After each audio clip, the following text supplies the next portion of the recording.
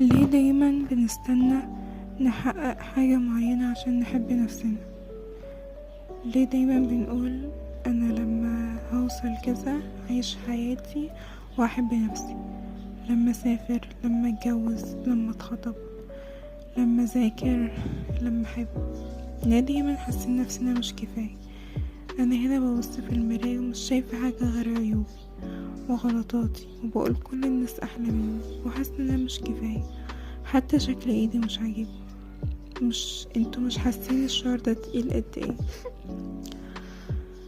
انا جاي اقولك على حاجة، انت كفاية زي ما انت، وحلو زي ما انت. انا اكتشفت ان انا مش لازم اكون مثالية عشان احب نفسي، ومش لازم اكون اكتشفت كل حاجة عشان ابدأ ولا احب نفسي. انا كده كفاية، وعمري ما هوصل للمرحلة اللي انا احس فيها ان انا كده خلاص انف، لان انت انف اصلا. فانا هنا بقول انا بحب نفسي بعيوبي، بغلطاتي اللي فاتت، بغلطاتي اللي جاية، بهالاتي، بحبوبي، بشعري اللي منكوش، كل حاجة. وحب نفسكم انتوا كمان، وانا بحب